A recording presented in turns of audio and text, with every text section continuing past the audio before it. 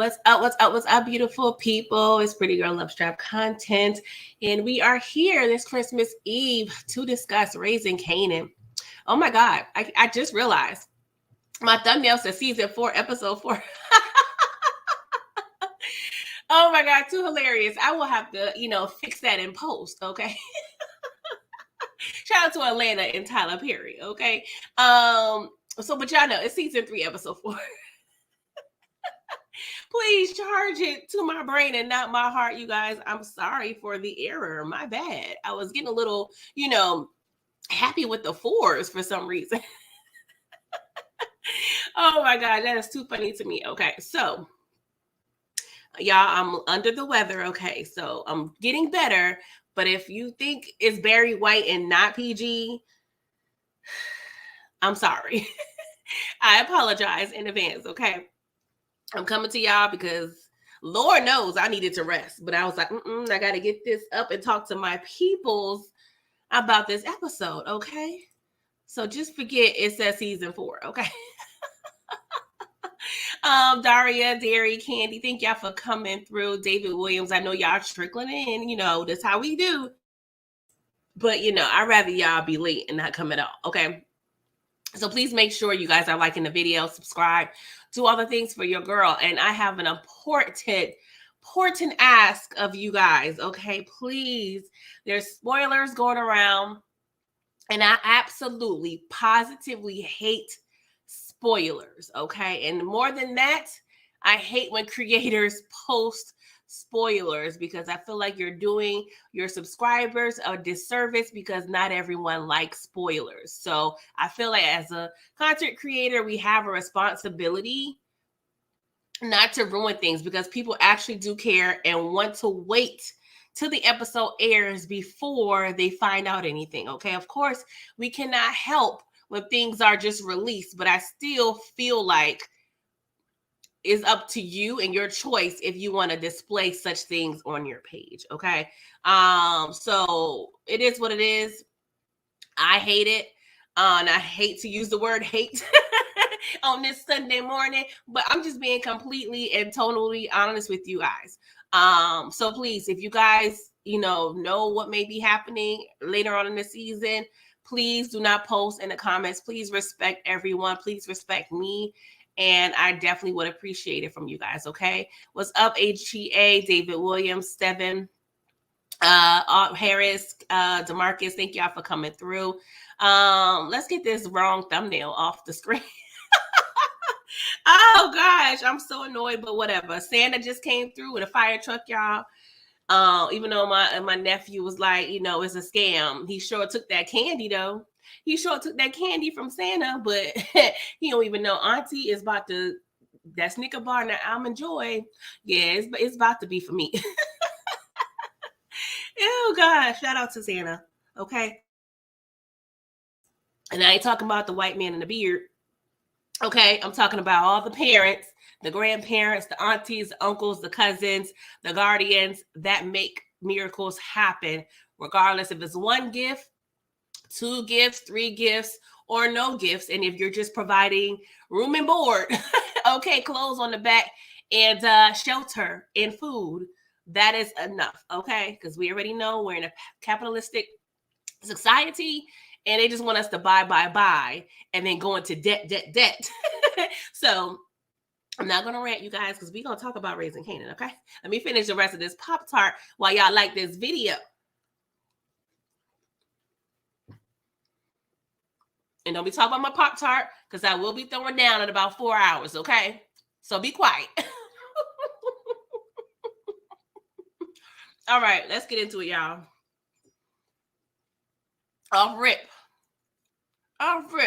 We into the BS, right? The same courier that was popping ish talking about he don't want to work overtime is the same one that get caught lacking. Okay, he's over there on a moped getting chased by 50-11 cops. Okay, and we get to a point we're like, okay, you about to have a clean getaway? Nope, that ain't happened. That ain't happened, Captain. He went ahead and got caught up. So just a matter of time. Like, and this is the stressful part of being an entrepreneur in the underworld. You got so many factors to think about. And this is what Kanan is going to have to learn. Yeah, it's all cute, whatever, calling the shots. But that load you got to carry is heavy as hell. What did Raquel Thomas tell Lulu at the finale of last season? Like, you got to be able to eat ish. You got to be able to hold it in. You know what I'm saying? And still move on, regardless if you make mistakes or not. So it's going to be interesting seeing how Kanan kind of deals with these types of stressors, because you can't fix every situation. You can't close everybody's mouth, because somebody is going to end up snitching, okay? Or, not even just snitching. They're going to end up, going to, jail that you can't prevent. You can't get them out, okay? Because we see Kanan asking Lulu, and I'm pretty sure Lulu is stank as hell right now, because we learned that Lulu don't like to bathe, okay? And that's why hygiene is very much important, ladies. When you're watching a man, yeah, he may look good. The iceberg sweaters, we know it, how much that may be costing. But Lulu, he just couldn't find it, upon himself to get the Irish Spring, to get the Dove, because he's too busy at the liquor store. Lulu, I'm gonna need you to get it together. There's no point of being dressed well and cute and you just can't bathe. That's not gonna work. That's not gonna work, Lulu. I'm gonna need you to get it together. You're gonna be in a bar around people. They're not gonna be able to handle that funk. So I'm gonna need you to get it together, my brother. I have faith in you. So Lulu goes and get Javon out per Kanan's request, okay? And I was already annoyed because Kanan does not know his uncle was just up in there in the prison. Okay, I won't say prison. That's a little extreme, okay? But he was over there in the holding cell last episode because he couldn't keep his hands to himself. Now, I ain't mad at that, but still, we got to pay attention to these things. We can't have Lulu up in there vouching for people that we don't know. And I'm not sure of the situation. Did he post bail? Is his name connected to Javon? I don't know. I just don't like Lulu's name on paperwork, okay? I don't like that at all. I'm pretty sure they got his fingerprints last time. Now we got, him kind of connected to the situation. And then the fact that Rock don't know, and I feel like she's going to find out. And when she find out, it's something that she's going to be frustrated with. So we just going to have to see. But at the end of the day, Kanan, you can't have people clean up your mess all the time. Okay. Good morning, HFG. Thank you. Merry Christmas. Hold on now. Fine and funky don't mix. That's what I'm saying, Candy Girl. DeMarcus, you said season 1, Marvin didn't bathe. Marvin didn't bathe? Please give me a episode so I can get my memory refreshed. I just watched season 1 a couple months ago now. What we talking about? Marvin? Post crack coke Marvin? Like, what we talking about? Anywho, speaking of which, Rock is over here signing on a dotted line on an as-is property, okay? And that immediately aggravates me, right? Now, I love her entrepreneur spirit. We see, her son, the apple don't fall far from the tree. But I don't know, a whole complex as is, like, Rock ain't getting no type of inspectors. She ain't getting no type of due diligence. Like, if y'all don't know, PG, I went and passed real estate school a couple years, I won't say a couple, but like 4 years ago, right? I didn't go through with like the whole, process of like connecting to an agency, because you have to connect with the agency to actually sell real estate. But I passed all the tests, everything was ready to go. I really could go back into it if I just, recertify, but that's a long story, because you don't really get the freedom that I was hoping I would get being a real estate agent, right? Because people be calling you all types of days and nights, want to see 50, 11 houses. And I don't have time for that, okay? But it was cute to soak up some knowledge, right? So at the end of the day, there are things in place for buyers before you make purchases. So I don't even like the fact that it's as is. I feel like a pipe going break. I don't know what's going to happen. But anywho, she is the owner of the Southside Plaza, right? And when we look out the window, we see Stuart O'Raggedy behind, rubbing shoulders with the po-po, laughing. I'm pretty sure he was like, yeah, we got one. We got one, y'all. We got one. And I'm pretty sure Stuart probably getting a little, 10%, 5% off of the Buckley and Roland. Okay. Officer Buckley and Roland are shaking Raquel Thomas down, or at least they trying to. Okay. We already know this is an age-old practice. And they think, oh, we have this, Negro gal, don't know nothing. So we gonna squeeze her for how much as we gonna squeeze her, okay? And then to add that, they can possibly prevent and stop said crimes at the complex, they have to let her know, oh, we know about your business, okay? We know that your son is over there in high school. I was like, oh, okay. I'm sure y'all don't be doing research like that just off rip for every little body that, like, y'all cut the bullish, okay? And it was like, it's nothing better than having new energy in the neighborhood. Yeah. I think y'all really talking about it's nothing better than having a new sucker in the neighborhood. But Rock, she ain't gonna try to pay them, okay? But it's gonna come to a time where she's gonna need to utilize these cops, okay? And it's just a matter of how is she gonna do that? Because we already know when they expect that first payment and it's late, it's gonna be some static. So we just gonna have to see what's going on with that, right? So sexy ass Urkel walk up in the bar, right? I cannot with sexy ass Urkel. So he approaches Pops, okay? Pops is an old cougar gal that she apparently don't like snaps in his worms, okay? So any decent looking young buck, she gonna be up on him. I'm like, she giving me those creepy aunt vibes, like, one of them aunts that, her nephew start growing a little muscle, she be up on him. Like, she give me a little bit of pedophile for some reason. I don't like to put that on people, but that's the kind of the vibe she gives me, right? So we get a little background based on the dialogue. So apparently Ronnie used to sell work for Pops and Snaps, okay? Pops and Snaps are retired, okay? But, they still have, seemingly some clout, seemingly, some funds available because it looked like they were smart in terms of their investments in their drug dealings, okay? And I appreciate that. So we have a little sit down and we start getting a glimpse of Ronnie's OCD, right? And I'm just curious, is this going to come into play in something that happens? Or is this just a characteristic that we're just seeing in his character? You know what I'm saying? I don't feel like the writers just be writing little details for nothing, but we're just going to have to see how this OCD comes into play, right? So Snaps, he was like, yo, Unique is pretty, a reasonable, drug dealer. Okay. Give him some time. You know what I'm saying? Just be patient. And that's what I want to tell Ronnie. Be patient. You just got out on Tuesday, bruh. Sit back and relax for a minute. The light bill gonna be paid. You got a nice, little bed to sleep in.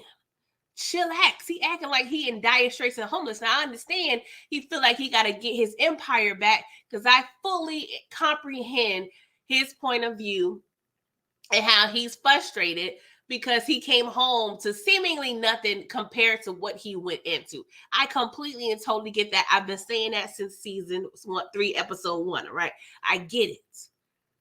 But you need to calm down, okay? So he took it upon himself to tell his brother's business. Talking about, Unique's plans is made by his you-know-what. So he tells Snaps and Pop that Unique is effing Rock. And I'm like, hold up, was this even necessary? And that's what I'm just telling y'all for how many times, y'all, how many years I've been saying drug dealers be gossiping, Negroes be gossiping, women always get the bad rap for gossip. No, it be these men's out here too that be lightweight telling business. Like, this was absolutely positively unnecessary, Ronnie. For real. Even if you want to just say you don't trust Unique or don't have patience to deal with Unique, that's cool. But to go as far as saying he's messing with Rock, that wasn't even necessary.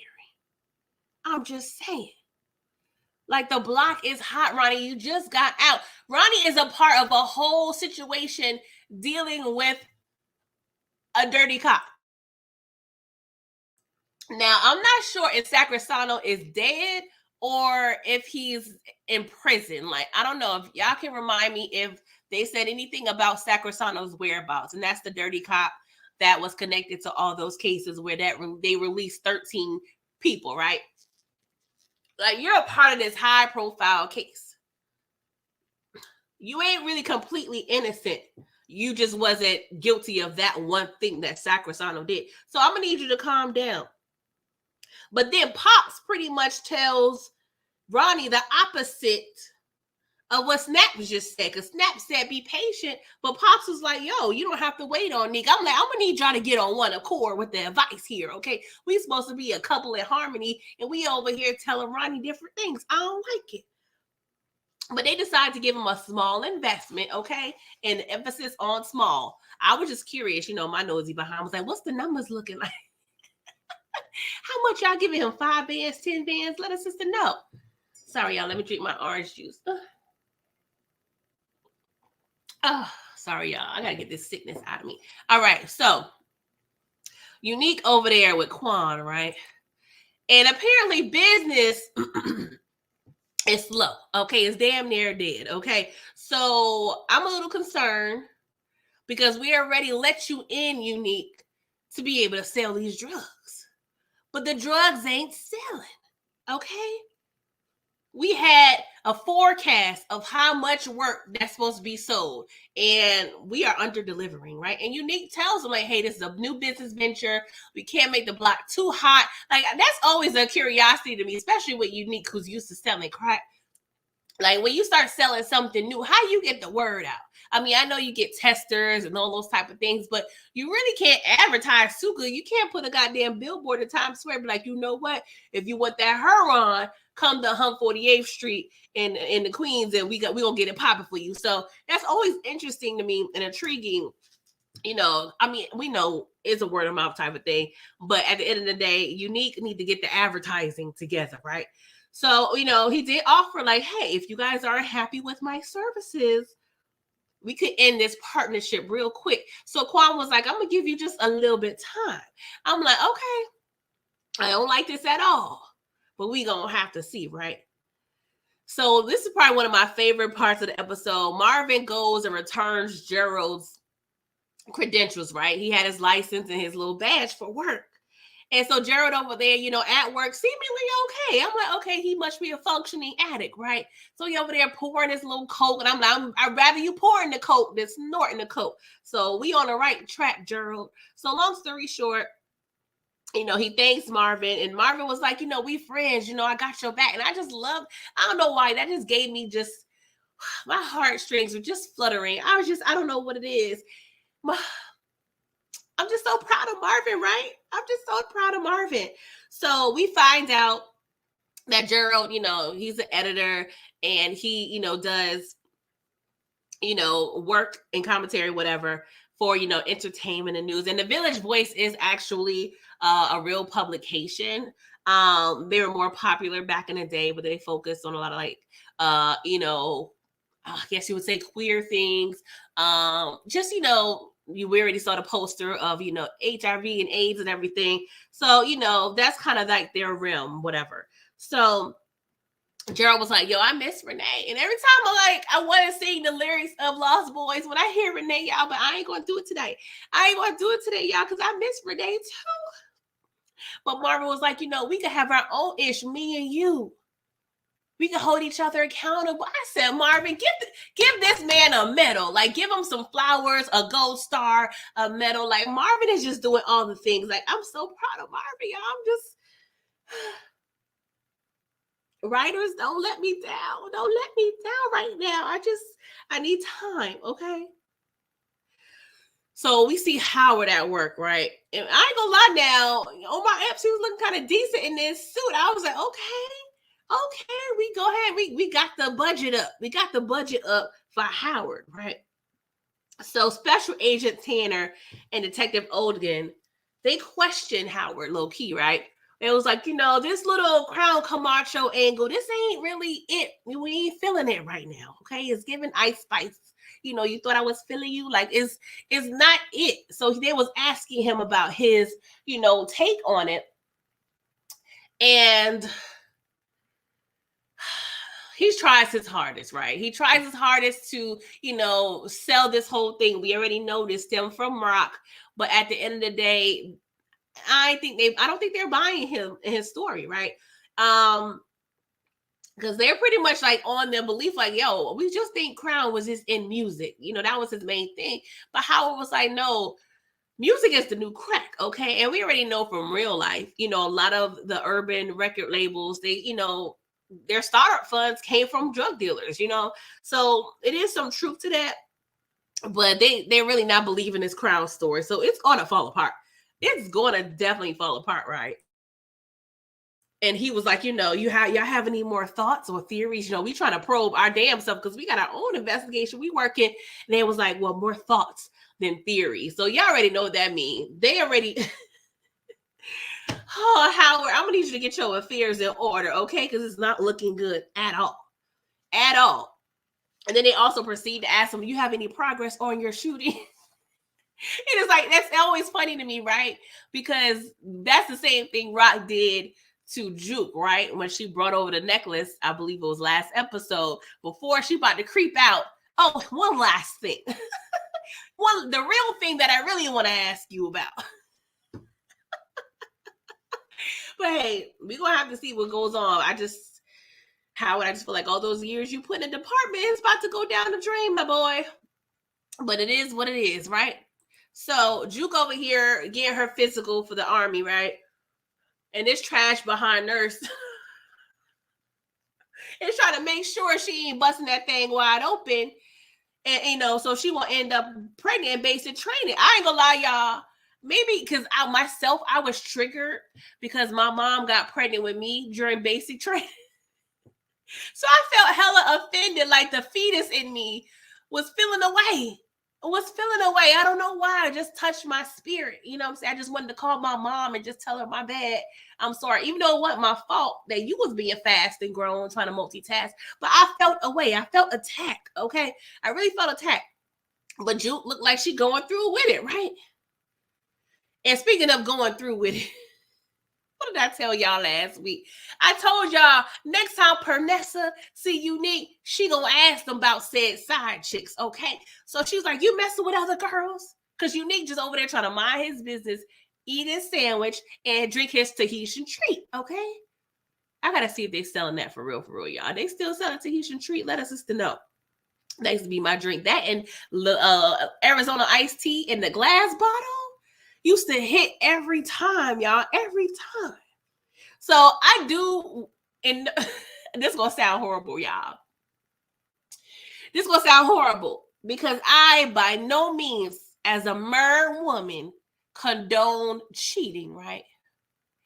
But it was so low-key smooth how Unique didn't deny nor confirm said accusations. He said, all you need to know is I'm taking care of you and my son.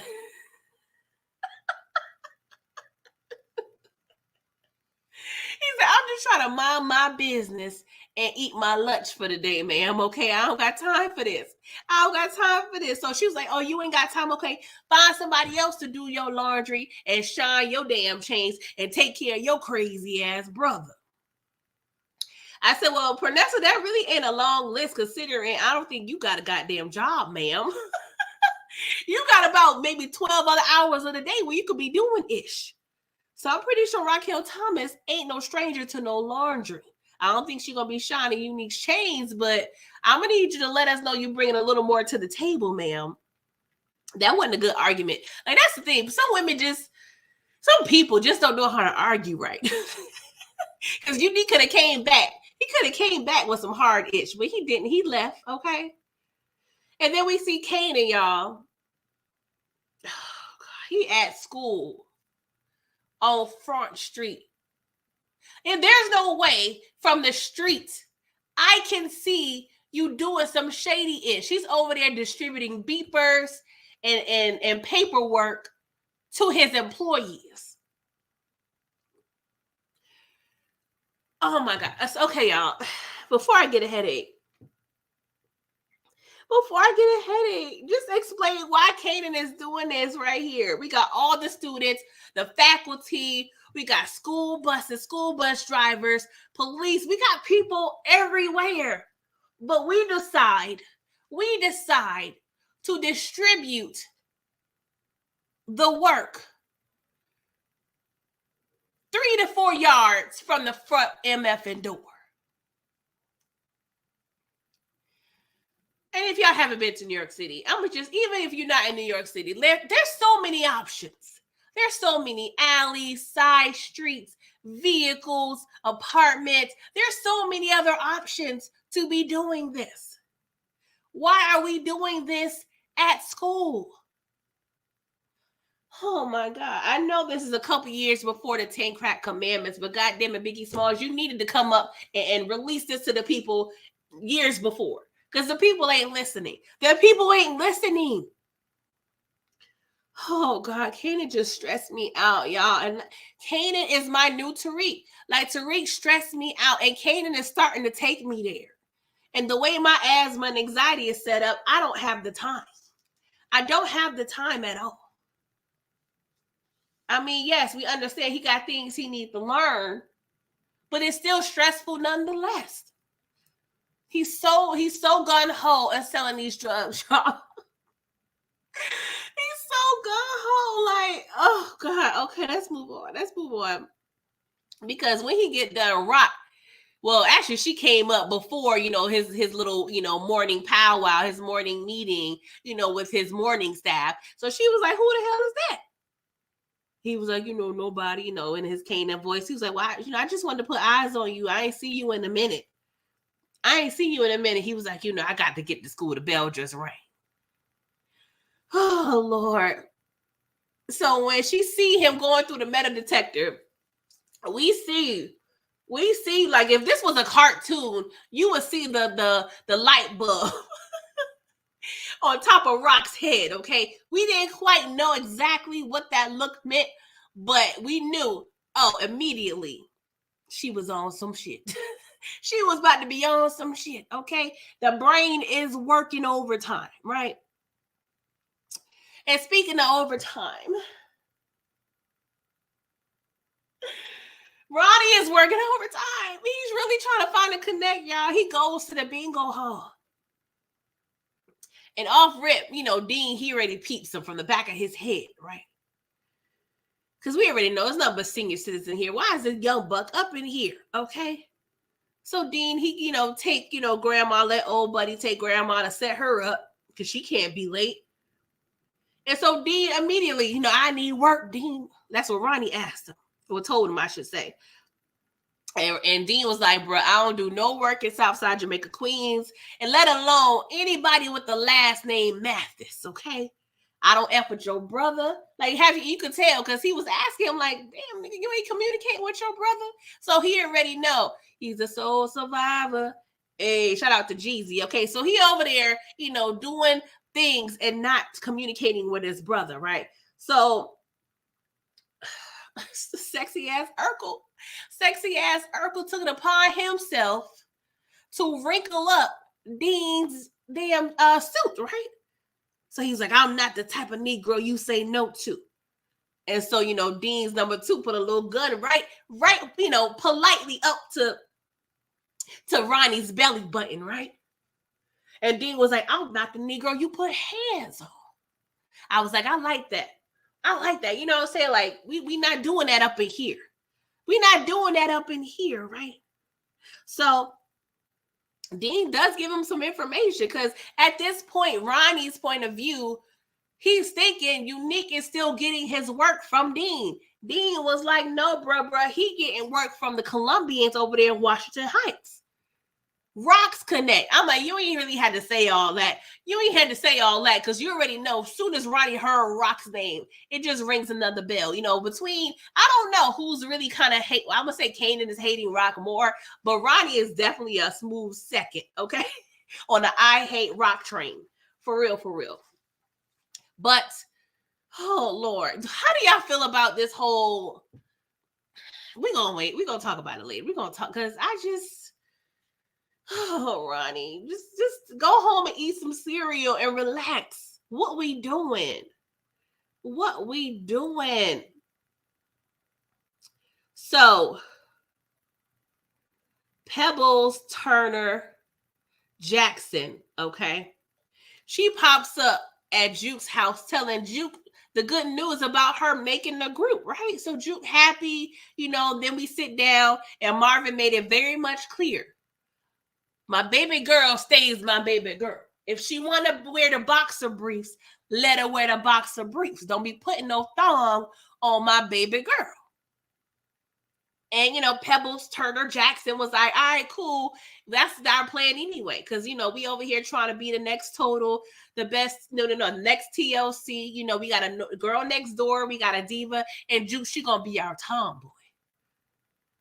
I'm like, all right, we got a little plan in action. I like that. Okay. I like that.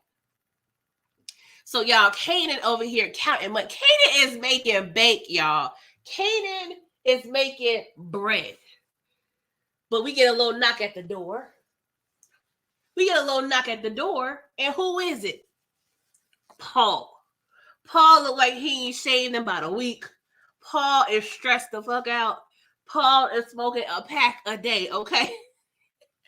He was like, yo, Kanan, I'm losing drivers, therefore I'm losing money. You told me I was going to experience an increase, but my pockets is illustrating a decrease. Like, what are we doing here?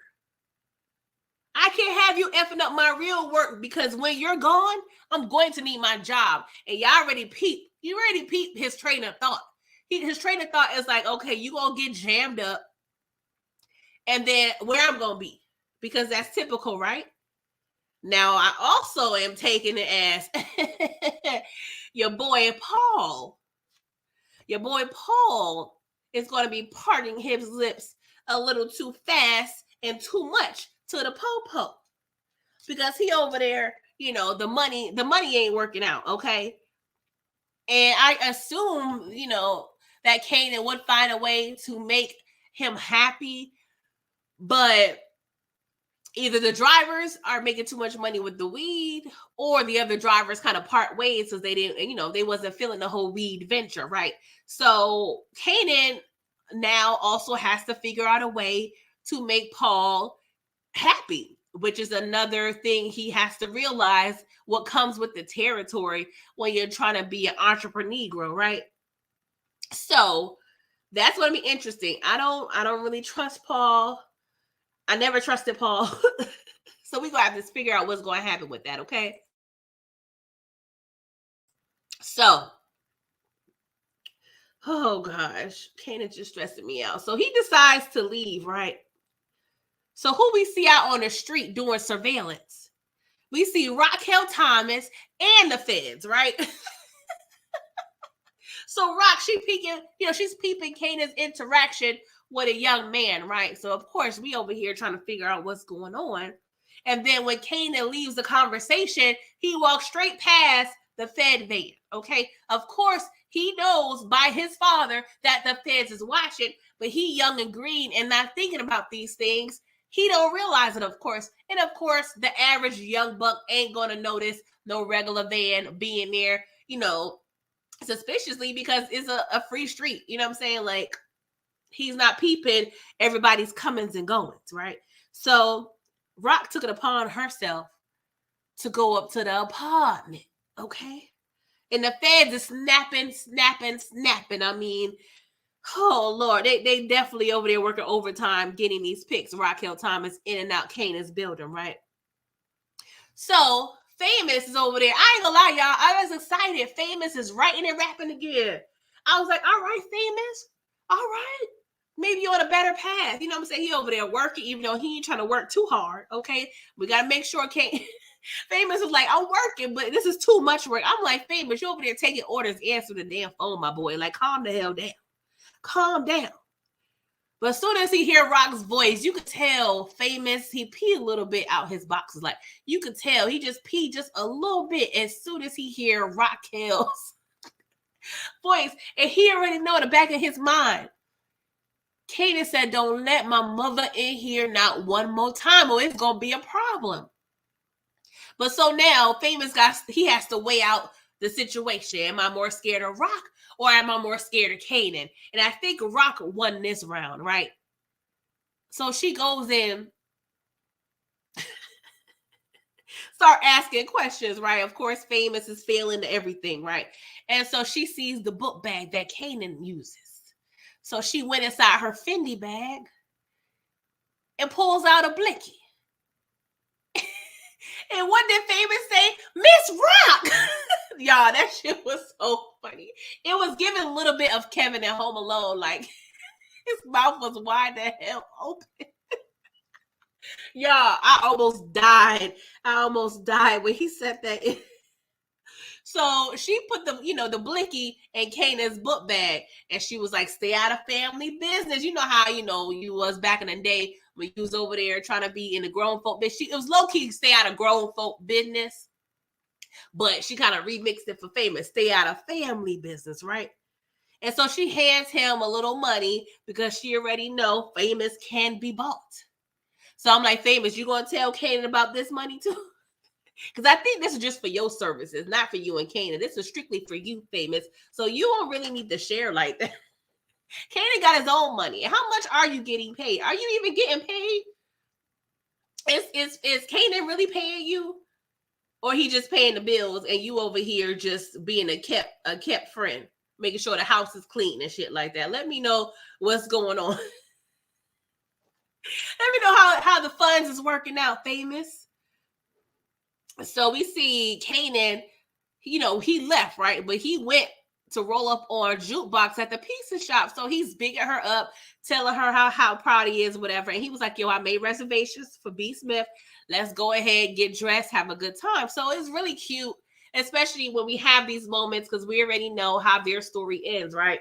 So it always, makes us or make me feel a little way about their relationship, whatever. So they're over there at dinner. Juke is crying about $20 mac and cheese. Now, if it's lobster mac and cheese, that's acceptable, right? Because that's today's, pricing. I mean, $20 in the 90s, that's probably a lot. But I don't know, y'all. I've been craving some lobster mac and cheese. The steakhouses, they have the best lobster mac and cheese for some reason. So I definitely got to make me a reservation or something because I don't know, Jukebox just made me mad hungry, right? So she was like, yeah, that shit better be life-changing. Let me know in the chat, have y'all had any food that damn near changed y'all life?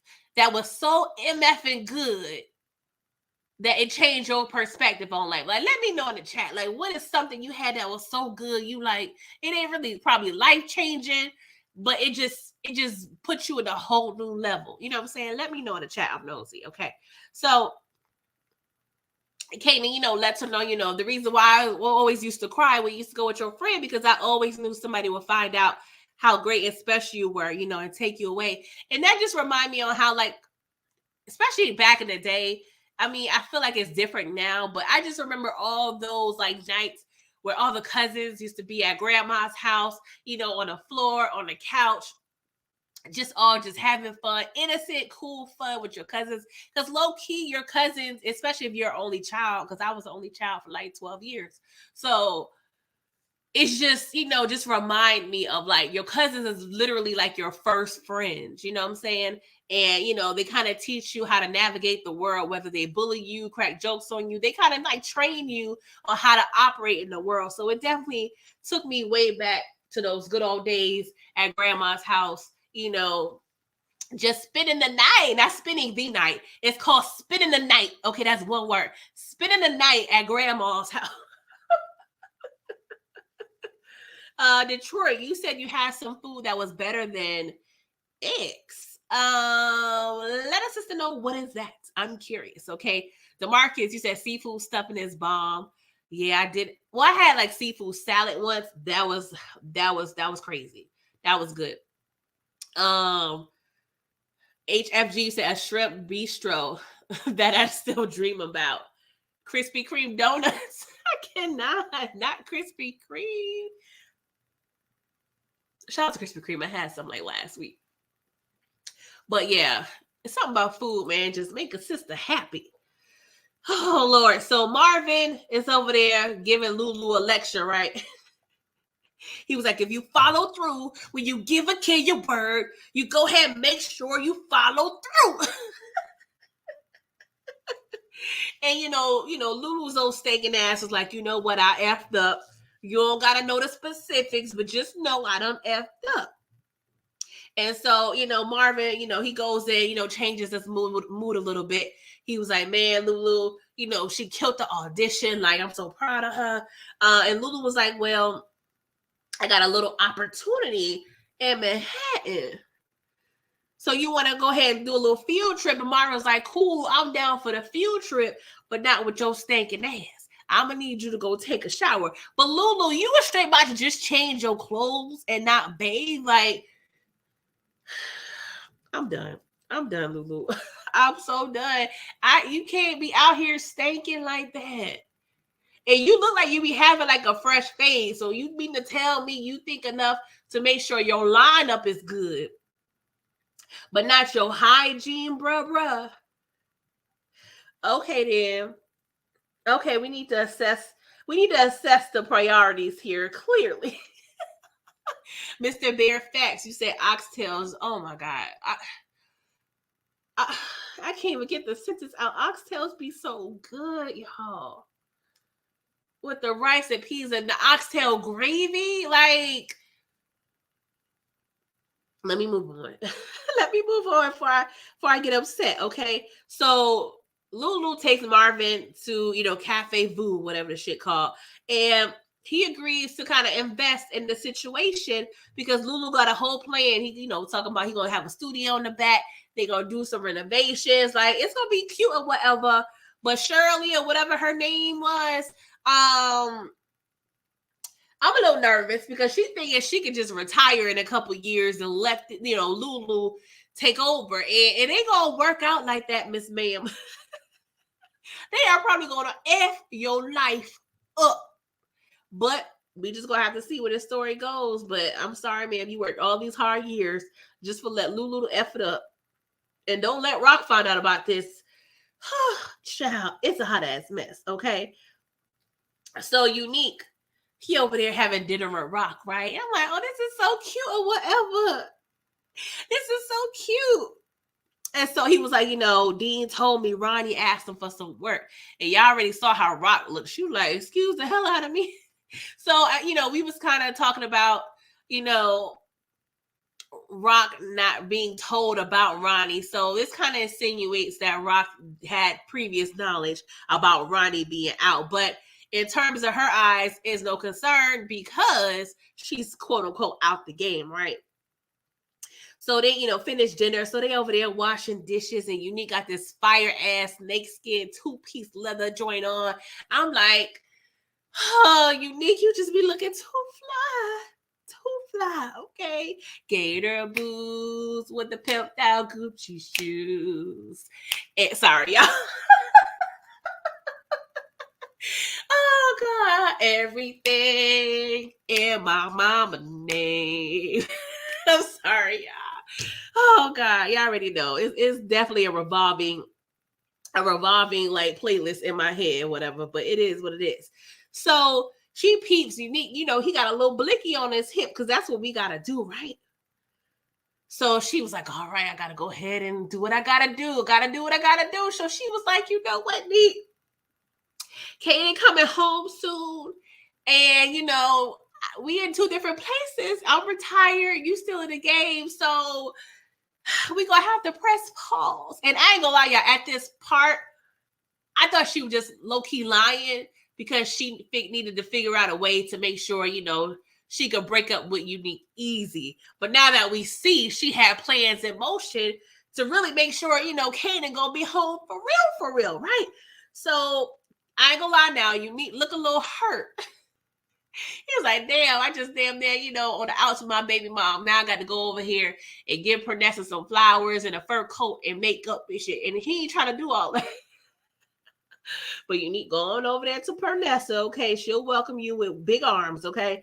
So they decide, you know what? Okay, we're going to let this thing, just dial down. But we got to hit this thing one last time on this island, girl. I was like, okay, lift her up, Unique. Lift her up. Oh gosh. Oh gosh. Peanut butter soup. Booby, I never heard of that. Now I'm intrigued, right? So, oh my god. I don't want to talk about this chick at all, you guys. I don't want to talk about Juliana at all. Oh my god. I want to cry because I hate her guts. I hate her guts for some particular reason. For some particular reason, she just makes the Meek Mill braids under my tracks just itch. Oh my god. Okay. So Ronnie, of course, he got intel from Dean about, Unique said connect, right? Because Dean, he don't really know the update. He don't really know the update of what's going on with Unique. He don't know Unique, working with, Quan and them. So, sorry, I cannot deal with Ronnie. I cannot deal with Juliana. The only person I liked in this scene was Joaquin, okay? But Ronnie, he approached him. He was like, I just want some work. And then it, pretty much like, well, I'm not interested. So he said, I'm Unique's brother. Okay. And so, of course, Juliana, she over there is about to pee her little pants or whatever. And he was like, Ronnie, he could sense, when it comes to Unique, there's a bad taste in their mouth. Right. And he was like, I don't know what he did and it don't matter. But if he's a problem got solutions. I said, bruh, what we doing? And so Joaquin, no, he was like, you know what? I don't want no parts of this family matter. Okay. So sexy ass Urkel, you go over there with Carl Winslow and Judy and leave me the hell alone. He gave them a Liam Neeson good luck. Okay. Because Joaquin already know I don't want them problems at all. Because if you're willing to snake your own brother and not really know the full story, and we can also tell he not even communicating well with his brother. So y'all already can tell that he beefing. So Joaquin, being a seasoned vet, okay, a seasoned connect, he knows he don't want no parts of it. But who want parts of it, low-key, is Juliana. Because she don't know one goddamn thing about us running a successful drug organization. Because I've been telling y'all, she is going to attempt to hurt Unique. And please, no MFN spoilers in my MFN chat or you will get MFN blocked, okay? I know it's Sunday and I know it's Christmas Eve, but I'm definitely and positively will be about that work if you post the MFN spoiler up in Trap Church. Do that on somebody else's channel because I'm not doing that here. Please and MFN, thank you.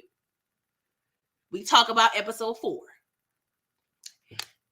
Moving on.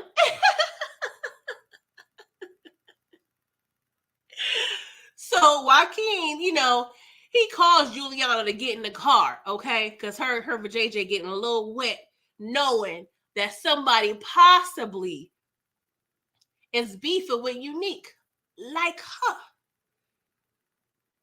So Juliana and Ronnie, they exchanged a look.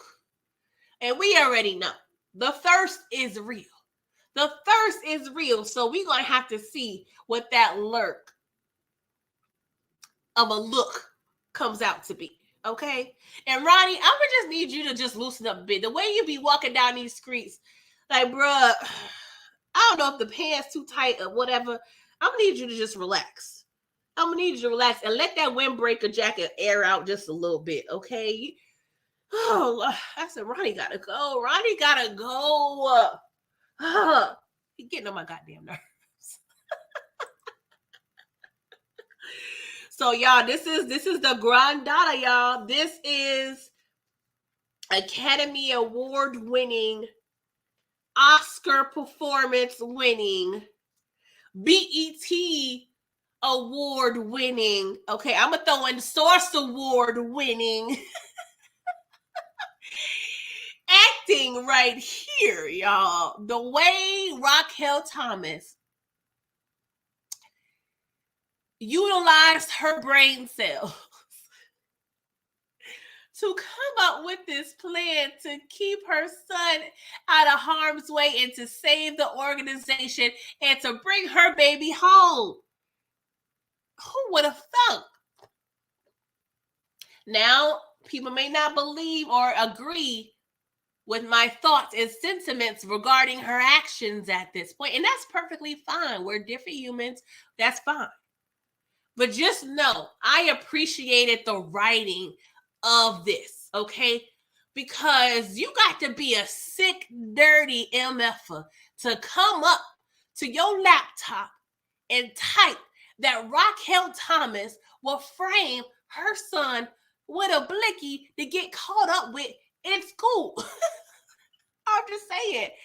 I loved it. I was thoroughly entertained. I was thoroughly entertained. The way Raquel, y'all, that shit was so funny. But we see Kanan. He goes through the metal detector. Of course, he thinking he good. It beep, beep, beep, beep. Oh my God, I got PTSD, y'all. Why was I in the airport? I don't know what airport I was in, but it's given LaGuardia. It's given LaGuardia because they was the only one that always have issues. I don't have issues in Charlotte Airport. And the metal detector kind of dinged. So they proceeded to search me. So Miss Ma'am took it upon herself to start putting her fingerprints in my scalp, knowing goddamn well I got a sew-in. I ain't had near bobby pin. I ain't had nothing but some goddamn thread and tracks and meat meal braids on top of my head. And you felt the audacity to feel up in my scalp in such a way before taking me to MF dinner. Like, I felt very much violated. Sorry, y'all. I just got triggered by this damn metal detector. Let me know. I know, Booby, I know you was in DC or whatever. Inga, let me know, did y'all have metal detectors in high schools in y'all cities? Because that's like a real thing in New York. You know, I feel like they need to have it now at every school, elementary, middle, junior high school, whatever you want to call it, high school, damn near college. Okay, I know the situation a little different in college, but I feel like metal detectors need to be in the goddamn daycares if you ask me. But hey, that's another story for another day. But Kanan, of course, upon discovery, there's a blicky in the book bag, okay? So we see Rock coming through. You just can't help yourself, Kanan. I said, Rock, you sick, demonic, evil woman. I low-key still love you, though. I ain't even mad. I'm not even mad. So Dr. West, the principal, you know, she calls them in the office, right? And she was like, you know what? I remember being here last year with your raggedy ass, Kanan. And I was trying to have you over here in the night school downtown with the white folk. But no, you wanted to F that up. And now you over here blinging, bringing blickies up in my school. So Rock was like, you know, sorry, Miss Ma'am, you know, we just had some violent attacks in our family lately. And, you know, Kanan just felt, you know, he possibly needed to protect himself. And Kanan was like, woman, this is not mine. Now, he's probably, at this part, Kanan was probably expecting Rock to kind of back him up. Because that's what moms do sometimes. But not this mama. Not this mama. And so Ms. West was like, you know what? And by law, I am obligated to alert the authorities, okay? But you got somebody working on your side. And the way Raquel Thomas said, praise God. Y'all, I died like I died 8 times during this episode. Just please believe. I died 8 times. Raquel sat in this nice green leather coat and just acted her ass off in 2 ways. Okay, of course she's acting because she's the actress on the show, but she acted her ass off with this whole play she done set up on her son. So Miss West was like, you know what? The police, they're not going to press charges, but we're going to let the social workers handle you. So for the next 6 months, they're going to be doing weekly, you know, home test, you know, home check-ins to make sure, you know, Kanan's progress is good.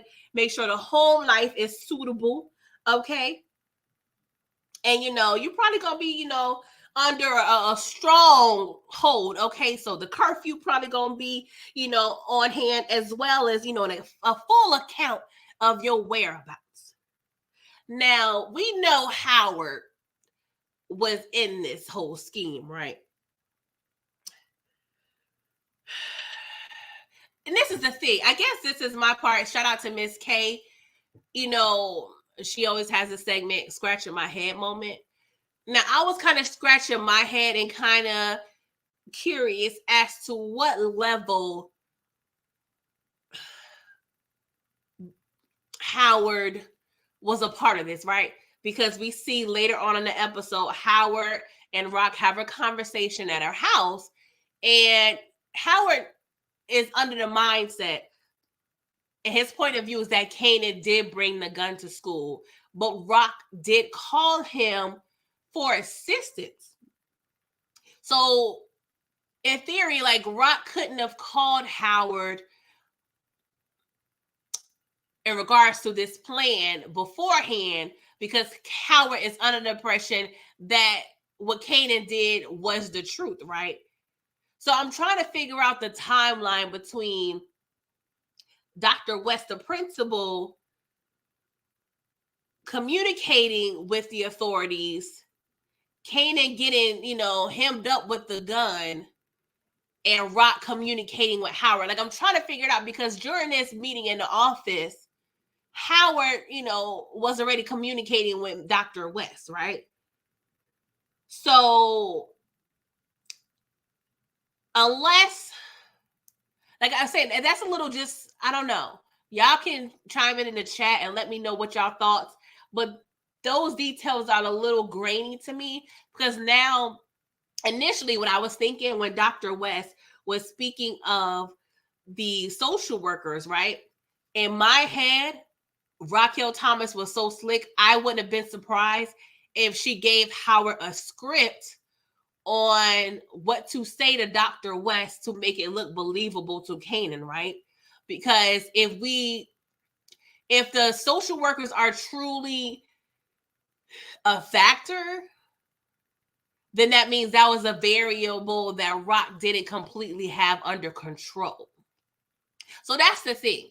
I'm not upset with this play, because I've explained on Detroit's channel and just my immediate reaction. Rock, at this point, she has to go to extreme levels, because Kanan is green and he's not listening, right? But there are a lot of things and factors and people involved in this whole situation, okay? Rock knows she got Fed eyes on her.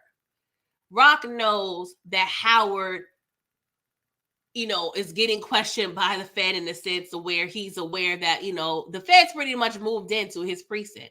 And he's letting Rock know numerous times. And he told Rock, previously, hey, you got to get Kanan under wraps. You got to get Kanan under wraps. So with her knowing there's nothing, not even Marvin, no type of threats that she can do or his immediate family can do to make Kanan stay home. So, and don't quote me, you guys, because I just, shout out to Miss K again. We went ahead, and Moochie, we went over and watched the John Gotti documentary on Netflix, right? So in the 90s, that's when the whole RICO, act came into effect, right? And I'm not quite sure. I don't have the year, but let's say at this point that RICO is really a thing, right? Because with RICO, there's about 2 to 3 things you have to check off to make sure that you can charge said people with the RICO. You know what I'm saying? And in order to do so, you have to have evidence. Okay, there's so many things involved. We have Rock. We have Kanan selling drugs, which makes the blocks hot, right?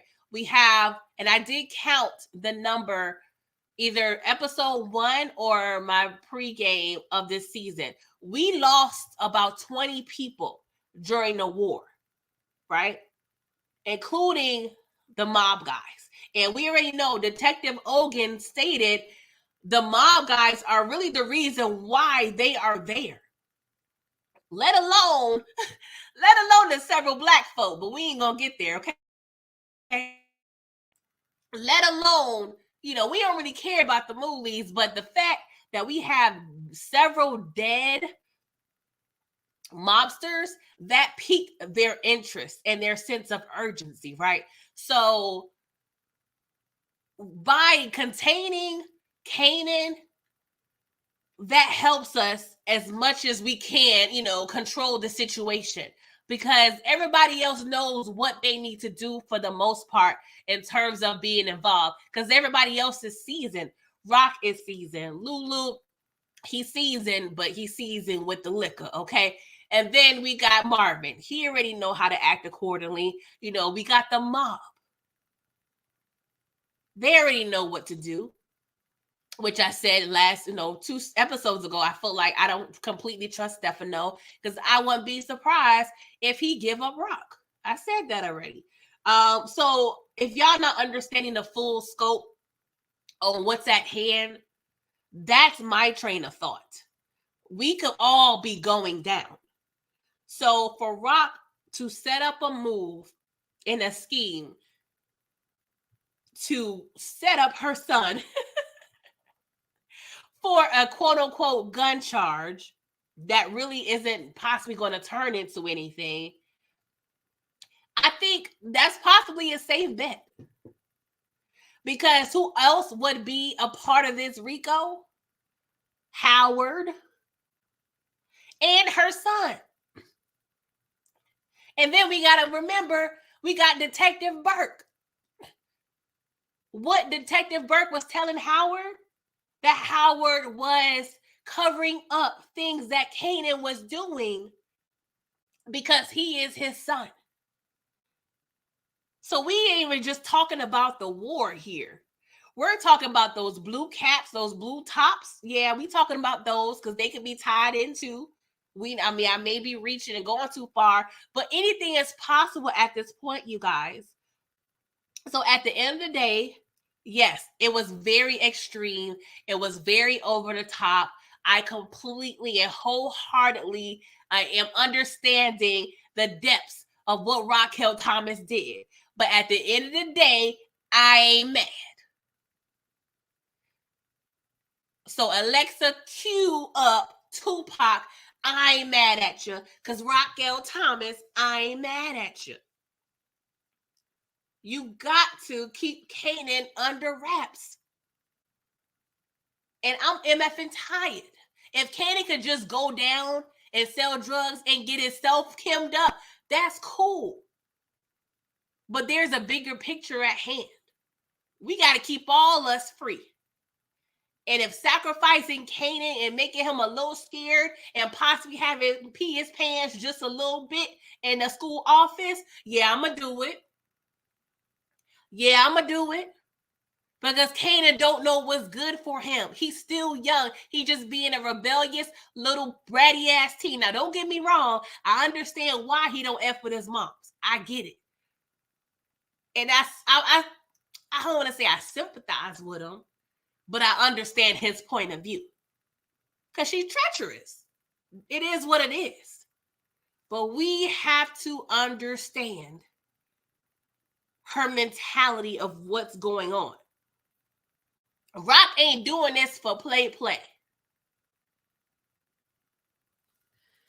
Oh, God. I'm sorry, y'all. If that was a rant or whatever, I don't care, but I just had to get my thoughts out. I could be talking about this 20 more minutes, but I ain't going to do it because I got family coming in town and I got chores to do and food to cook. Okay, so let's keep it popping towards the end of the episode. Yes, Derry, his anger got him forgetting who she is. He's so bent up and tight about hating his mom. He just making mad mistakes. And that's what you're going to do as a kid. You're going to make mistakes.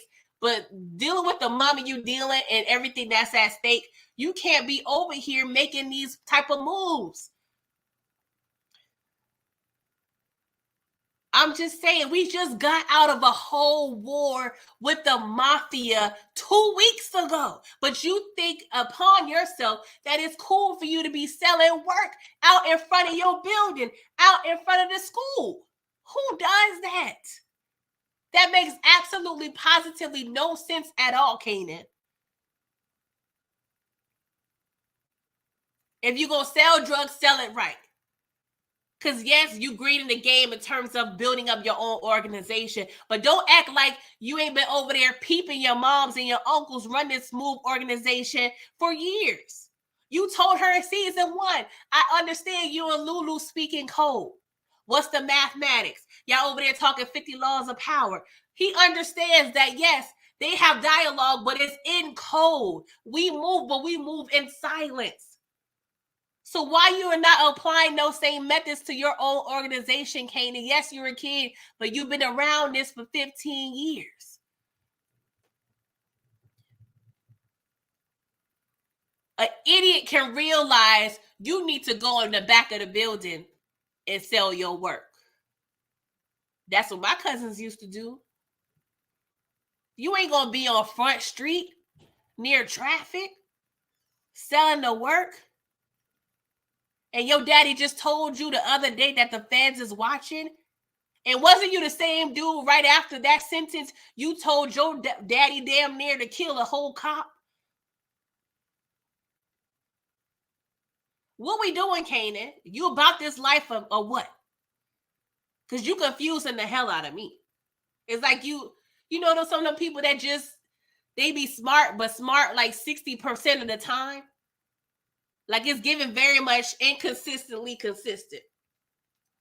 Consistently inconsistent, whatever the hell you want to call it. But at the end of the day, Kanan, you need to get your act right. Because at the end of the day, you ain't even need to be selling drugs for real, for real. Oh, Lord. That's what I'm saying, Candy girl. You said Kanan said, I'm going to do it at the front. He might as well. You banking, Kanan. You might as well go ahead and go to Times Square and get a motherfucking billboard. Tell the people you selling the work. Go ahead and give the po-po your business card. Because that's how you acting. That's how you acting.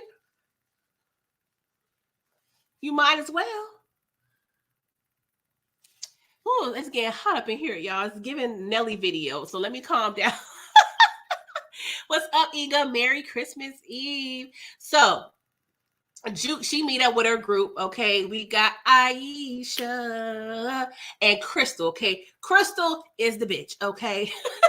Aisha is the girl next door. So Aisha and Juke, they automatically bond and they talk about Tribe Called Quest or whatever. So they already got a bond. You know, I won't be surprised if Juke end up smashing her. We gonna have to see.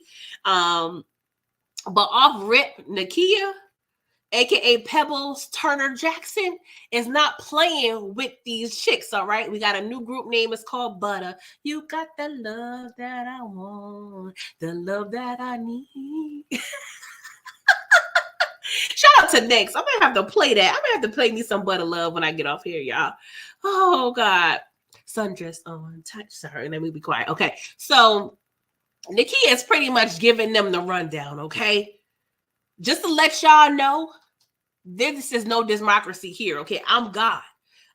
When I tell you that you gonna be something, you gonna be something. Right now, you ain't ish. I said, well, what kind of motivational speech is this, man? I'm like, I don't know. Juke don't give me the type that's gonna take too much verbal abuse from the kid or from the army. Because we already know those ain't gonna work out because Juke ain't gonna be handling the disrespect.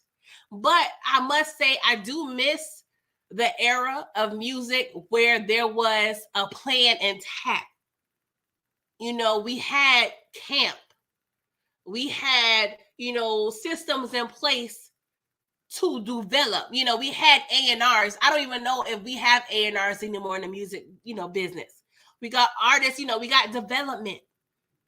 That's how it worked back in the day. Now, and I'm not completely, totally mad at it, but this whole microwavable, or I'm going to just shake my ass on TikTok or Instagram and be cute and sing a song and may not have an original beat, i.e. Sweetie. You know what I'm saying? I ain't hating on Sweetie, but We just in a different day and age where music and artistry is not the same.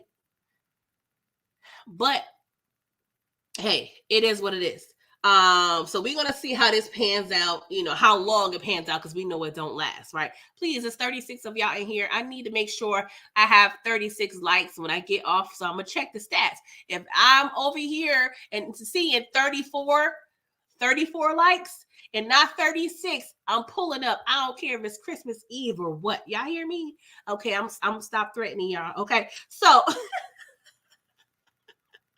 Ronnie. And that's the thing, right? I wouldn't say I want to like Ronnie, but I want to I don't say I don't respect. I don't know. I don't know if I even do respect Ronnie as a character, right? Because when Nick asked him about his conversation with Dean, Ronnie got a sense of fake amnesia. I ain't gonna lie, that pizza, I don't know, it was making me hungry a little bit, but Nick was like, yo, so what Dean talking about? And of course, Ronnie acting like an owl. Dean who? I ain't seen that nigga in years. So Unique was like, oh, you calling him a liar? He told me what happened. Like, you ain't ish, Ronnie. You ain't ish. And I ain't gonna lie, off first watch, I honestly wanted Unique to hold that information to the chest. Because just how like Ronnie making moves and doing things without your knowledge, Unique, I'm not mad if you were to do the same thing. Go ahead, keep some of this information to the chest, and when you need to reveal it, then reveal it. So I really wasn't necessarily an advocate of Unique telling this to his brother, but I wasn't mad at it because from Unique's point of view, hey, I'm trying to make moves and make plays, and you over here low-key undermining me, and you don't know what the hell going on. You coming up to Juliana and saying that you my brother, but if Juliana and Joaquin was really about that life, they could have killed you off rip just because you said you Unique brother. Because what did Ronnie tell Juliana and them? I don't know what my brother did. Granted, your girl want the smoke because she's still hot about Unique kidnapping her, intimidating her. So, Ronnie, I wouldn't have been mad if they would have let you splatter right there on the sidewalk because you don't know what the smoke is with Unique. You're over here making plays and approaching people and you don't know what the hell going on. What's wrong with communicating? Yes, he's been asking Unique, what's up with the work? What's up with the work? Unique is telling you it's going to take a little time. Ronnie, you've been out for 7 whole days and 7 whole nights, and I'm just about through with you because at the end of the day, you're doing too much.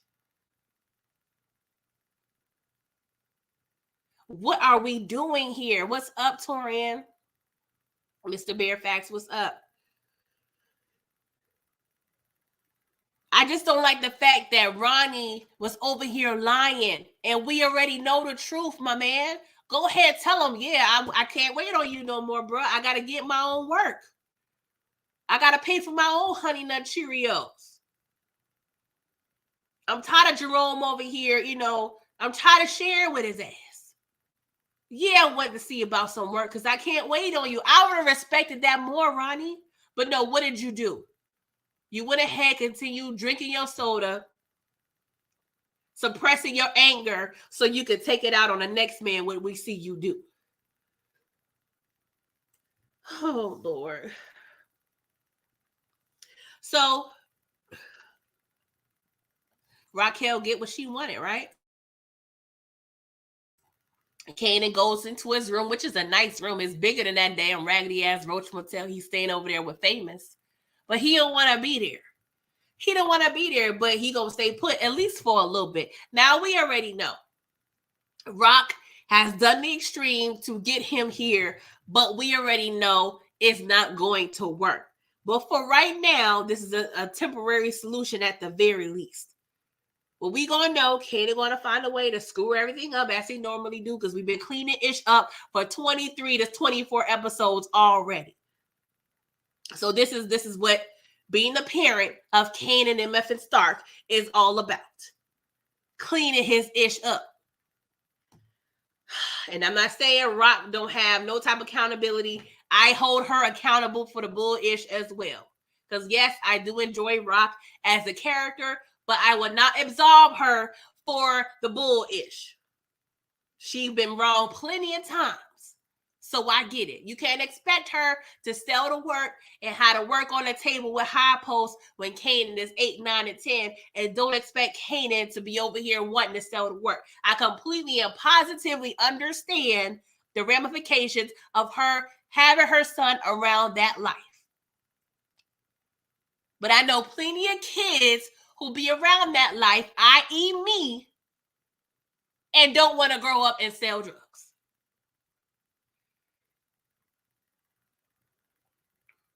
So it is what it is. So Marvin is denied the act of selling the work in Lulu's new little bar or whatever.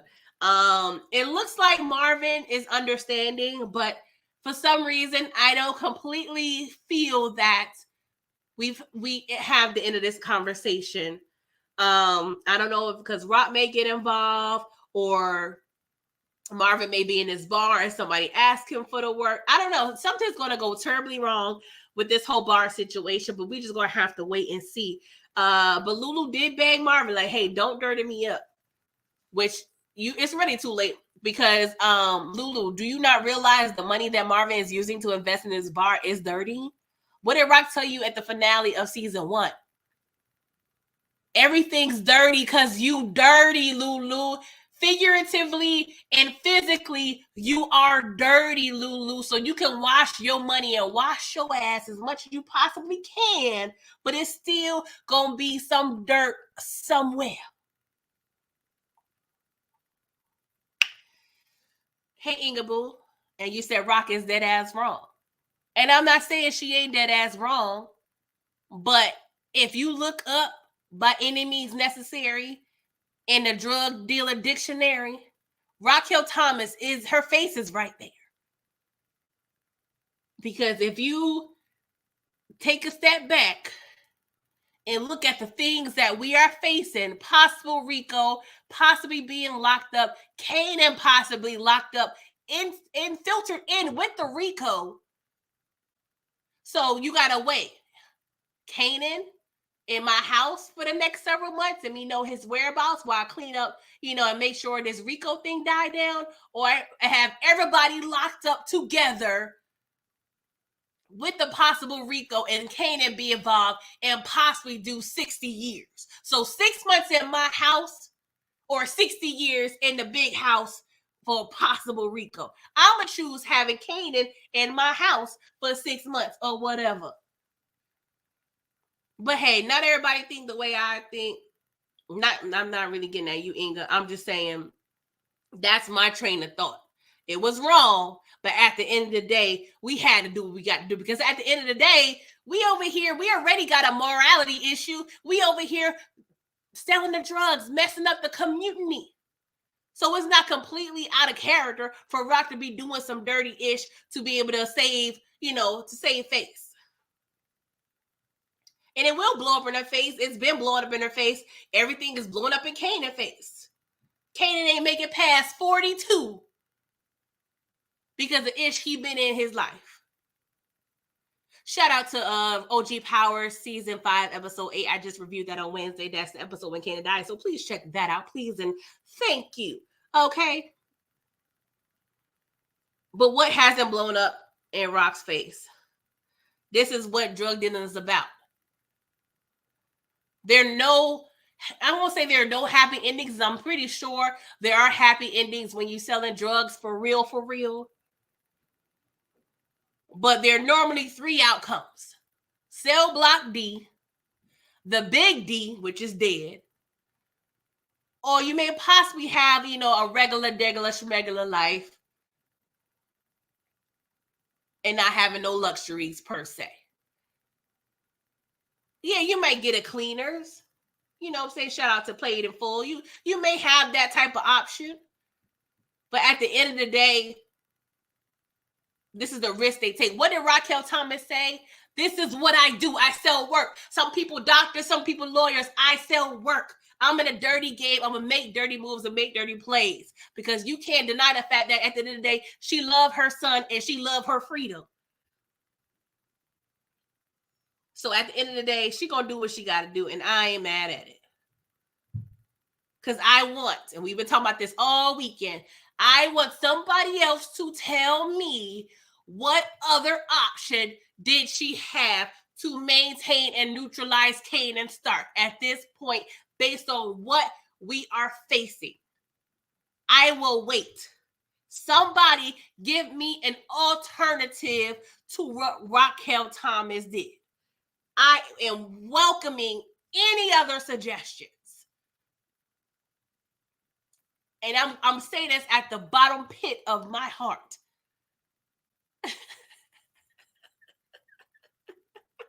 I'm just saying, y'all. I'm just saying. All these parents in power, for the most part, are trash. Yes. And maybe Raquel, she's a little more of good trash because it's entertaining and mischievous. I get it. She a bad mama jamma, but she evil and she's effed up. Yes, I'm not saying she ain't. But I want somebody to please provide me in the chat any other option to save her son, herself, the mob, her baby daddy, her family. I want, please, because we ain't even just looking at jail time. If we wrote the mob up in this, because that's the reason the feds, in a set up shop in the Howard's precinct, is because of the mob. What do the mob do when they feel like they've been wrong or being some bullish? They gonna come back, because you may lock 10 up, but there's 100 more ready to get paid back. And who do we have available near the vicinity of all this information? We got Jukebox, and we might as well put Jukebox in the RICO too, right? Because she had a relationship with Bert. I may be reaching, but you never know. Anything could be on the MF table when it comes to the feds. Because what is their success rate? Isn't it at a 99%? Let's see here. Thank you, HFG. I appreciate it. See, y'all don't really understand how much I appreciate y'all, because we are here on Christmas Eve, and I understand how hard it is. I read the room. I understand the climate that we are in. So the mere fact that y'all willing to donate and pay your tithes and offerings on this Sunday morning, I truly appreciate it, because that money can be used somewhere else. So thank you, HFG. You said Merry Christmas, PG. You said everything that I'm thinking except for your rave funnier. I appreciate the compliment. Thank you. Thank you, Detroit Kings. You said big facts. He needs to be neutralized. That's what I'm saying. That's what I'm saying. And I don't know if the issue is y'all thinking about Raquel Thomas just as a regular mother. If y'all compare her to Claire Huxtable. If y'all thinking about Family Matters, are you thinking about the light-skinned Aunt Viv, the dark-skinned Aunt Viv? I don't know if y'all compare her to them. And that's what got the thought process all convoluted, but that's not it. She can't be compared to the likes of those women, because the likes of those women ain't doing what Raquel Thomas is doing. But at the end of the day, everybody else got so many ways to judge Raquel Thomas, but not providing no alternative solutions to what she needed to do. HEA, she said all of the issues Kanan started being and grown folk being this.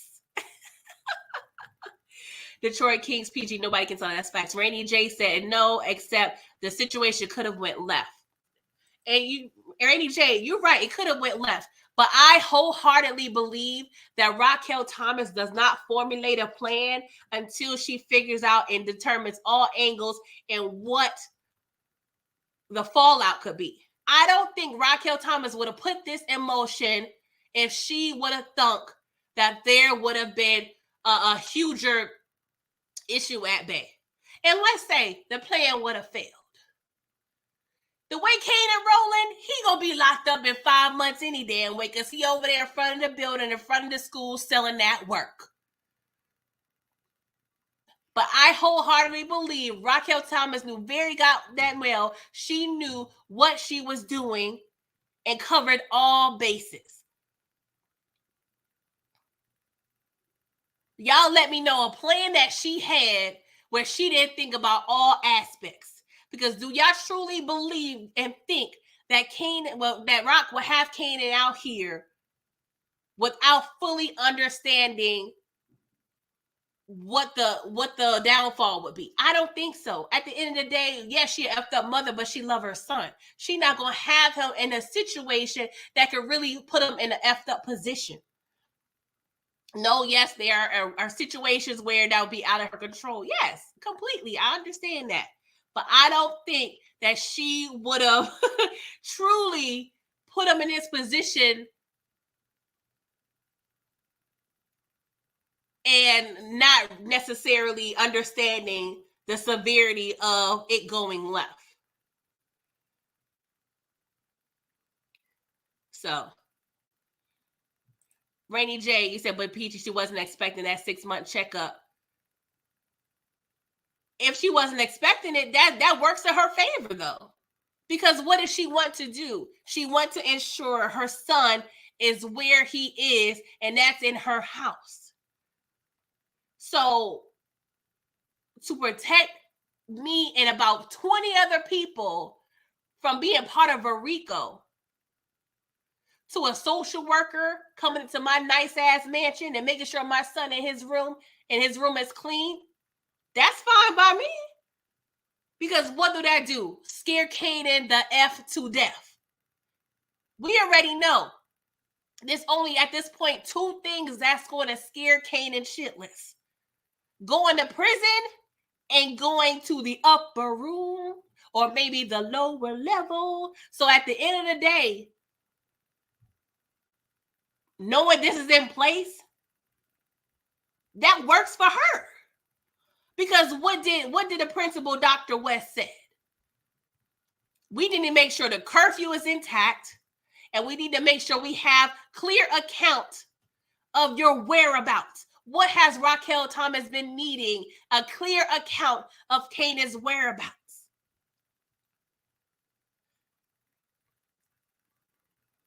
So I truly feel like Raquel covered all her bases. I feel like if she thought it was too risky, I don't think she would have did this plan at all. That's just my feeling.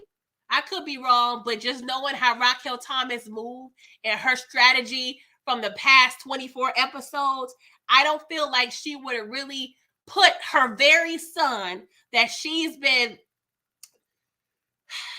trying to mend fences with, even if Kanan's going to end up hating her, at the end of the day, as a parent, you got to do what you got to do and what you feel you got to do by any means necessary. And if you don't appreciate my actions, Kanan, fine and dandy. You'll find out and figure it out in 15, 20 years when you reflect on this situation. And Inga said, if we give Rock too much credit, I don't understand, that particular comment of giving her too much credit, because what have we been seeing this whole show? This show, yes, is raining Kanan, but who do you see on most of the promo? We see Rock, because Rock is raising Kanan. Rock is formulated an organization now, and I want to pose this to y'all who don't understand, Rock's point of view.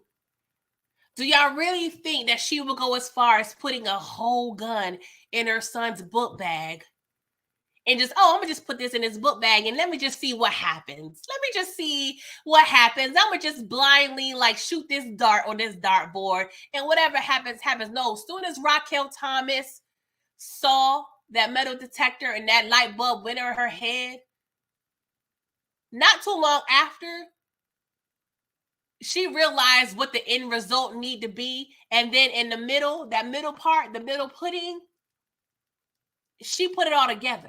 I'm not saying this was 100% foolproof. Completely not. Because we don't know. On the way to school, he could have got pulled over by the cops. It could have been so many other things and variables. I am not excusing that. This was treacherous. I completely believe it was treacherous. But I would be lying to say I wasn't entertained, and I like the play on some level. I like the writing. Maybe I should just say that. So it is what it is.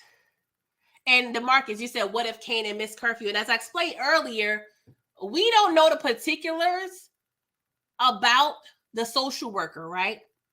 Because, and y'all can clear that up for me too, because for me as the viewer, the timeline between Kanan, being, with the officer at the metal detector, between Rock getting called down to the school, and at some point Howard had to be clued in, right? Because we already know the principal did not contact the authorities. So, and then it seems as though Rock did not tell Howard her plan, because Howard is under the impression that Kanan did in fact do this on his very own. So who's to say that Rock held, because, okay, Dr. West, it seems like whoever she communicated with told her the breakdown, because she said she did not alert the authorities per se. So she spoke to someone where she mentioned somebody is on your side. Who's to say that person, i.e. Howard, that's on Kanan's side, made up all that BS about the social worker? We don't know. We don't know if the principal was just fed that information. If it is true, hey, it still work out for Rock. I'd rather, we get random checks. We don't keep no work at the house. All our guns are registered.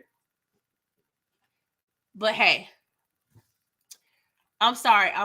I'm sorry. Thank you, Derry. Thank you. I appreciate for the $9.99 super chat. Thank you, Derry. Merry Christmas to you and yours. What's up, Torian? You said, but when he said, I believe the children are our future, teacher, well, let them lead the way. I believe in Kanan's future, and we saw how his future ended up. Kanan did about 25 smooth years of, wow, I can't even say that. Well, he lived 25 years after this point, because he passed around 40, 41. Minus the 10 years he went inside. So, hey, it is what it is. He knew the repercussions of doing what he had to do. Well, what he felt he had to do. DeMarcus, you said you sent the super chat too? Okay, my bad. Give me 1 second, you guys.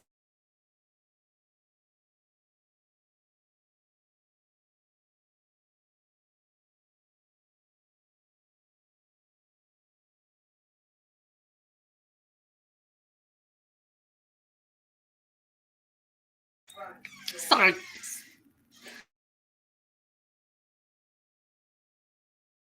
Sorry, you guys. Let's see here. But yeah, like I said, I'm not arguing with y'all. I'm just a little passionate about my thoughts regarding this episode. I love all y'all. I love your input. That's what the chat is for us to communicate. But regardless of what I say, and I'm not here to change any minds. I'm just here to change, to share my perspective and my train of thought. So if we get off this live and you still feel the way you do, and if it's opposite of the way I feel, that's completely fine. We're humans. We're not going to think the same. We're not AIs, okay? We're not programmed to have the same train of thought. But I'm just here ranting and bullishing.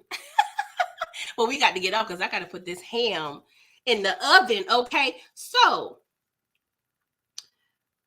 Rock, gets a visit from Howard, all right? And, Howard was like, it's only but so many times I can cover for him, Rock.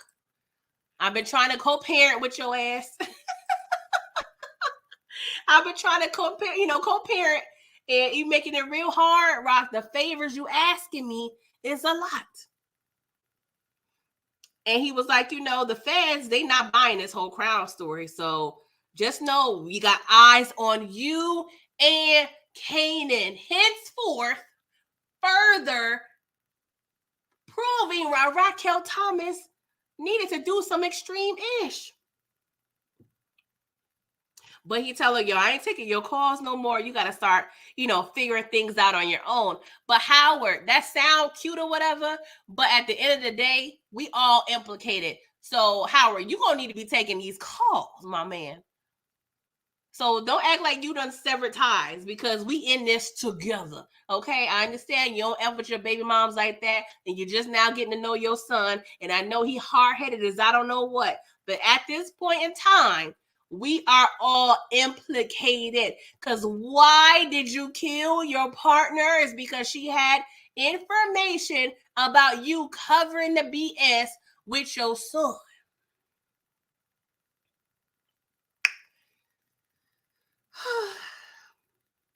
It sound cute, Howard.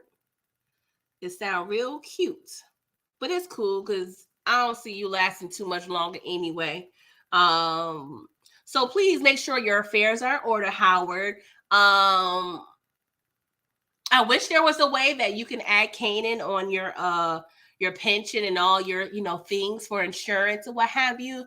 But we can't really let the people know that he is your son. So you can put my name up on there. I'll collect the funds, Howard. Okay. Thank you. So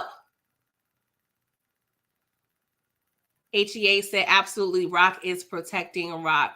Inga said, I agree with you that she has to do what she had to do to protect herself, even if it means setting up her own son, but she didn't do it because she loves him. She's doing it to protect herself. So do y'all truly believe that Rock does not care about her son at all? Do y'all really think that she don't love her son? And I'm not saying she's not doing it to protect herself.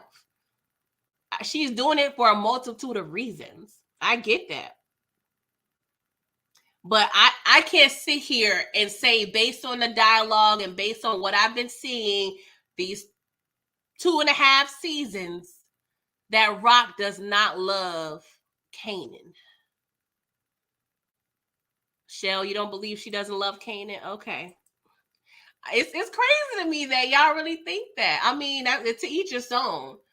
When we see content on the screen, we are definitely open to have different perspectives. But nothing that Rock has, I don't know, I just haven't seen it. I haven't been shown when my eyes connect with my brain cells. When I watch this lovely show on television for 15 minutes every week for the past 2 to 3 years, nothing equaled that Rock don't care for Kanan. I'm sorry, y'all. I'm sorry. Because I've seen a mother not love her son. And not to say that love don't look different from everybody. The way my mother loved me is going to be different the way your mother loved you. But on some level, Rock loved her son. Now she's dirty, down low, treacherous. She's all the things. But in her way, she's caring for her son. And in her way, she feels she's doing what she needs to protect herself, her son, and everybody else involved. Because when everybody is implicated, and when we think about a Rico, everybody is connected. So let's say if she don't give a F about her son, cool. Her son moving reckless. The feds is watching. The feds took it upon themselves. The feds deemed Kanan's interactions so important that they done set up shop in front of Kanan's house. So for her not to be viewing as neutralizing Kanan as a priority and have a sense of urgency to do something quick, fast, in a hurry, I don't understand. I don't understand. And maybe I've been exposed to many different type of relationships and how different parents love each other. Because I've been around queen pins and king pins. Don't get me wrong, this is a show. I ain't never been, nobody in these type of situations. But I'm fully aware that parents love their kids differently. And most parents are effed up in their own way.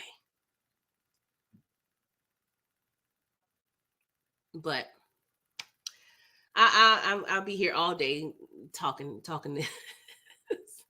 But and again, everybody's saying, well, what she did is effed up, and I'm not saying it wasn't effed up, but I just need an alternative. I need y'all to put y'all thinking caps on and give me an alternative, please. Because if y'all do, I'm gonna give it up. I'm gonna clap. I'm gonna give you a round of applause. Standing ovation. I'm gonna give it up to y'all. Because I was like, you know what? The writers they could have did that. They could have did that, but they didn't. But the fact that they displayed the treachery they did by showing us what Raquel is willing to do in her own mind, I loved it. Entertainment-wise, I loved it. Parental-wise, not so much. But it is what it is. It's your show. It was entertaining. I was happy. I'm not mad that I'm paying Stars the amount I'm paying every quarter. It is what it is. I'm getting my money's worth. So, last scene, and I did not mean to be up here no 2 hours. Jesus Christ. But y'all know I could run my damn mouth. Thank y'all for coming through, though. I really appreciate y'all. It's Christmas Eve. Y'all can be doing many other things, but y'all here rocking with me. So I love y'all. So last scene, y'all. Soon as I saw Dean at the house, I knew it's about to be on and popping, because y'all already know we ain't never seen the inside of Dean's dwelling now one goddamn time. But now all of a sudden, y'all want to show us where Dean supposedly be resting his head at. Grandma over here minding her business, watching Supermarket Sweep, y'all. Oh my God, I used to love that show. Oh, y'all already know I was raised by my grandparent. Like, y'all already know. Granted, my mama was around, but of course I spent a lot of time with grandma. And what grandma is gonna do is watch her programs, okay? And one of those programs was Supermarket Sweep. And Lord behold, I was a good 5, 6, 7, 8. And I already knew adults was dumb as hell. Because the things them people was putting in them the goddamn carts ain't make no goddamn sense. Oh, I used to want to go on that show so bad. Anywho, Dean, he being a good grandson, taking care of her.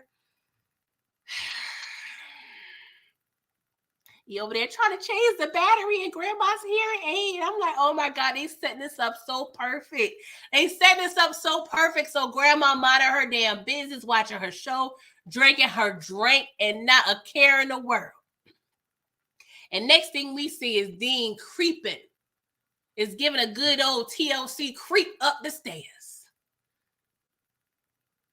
Gloves on hand and everything.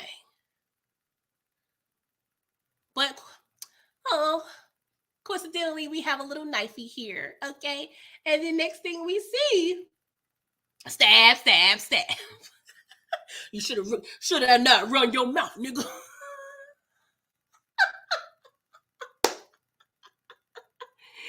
But with that ideology, Mr. Ronnie, you needed to turn and point that knife to you. Because when you was over there with Snap, Crackle, and Pop over there at the bar, you was running your goddamn mouth about Unique too.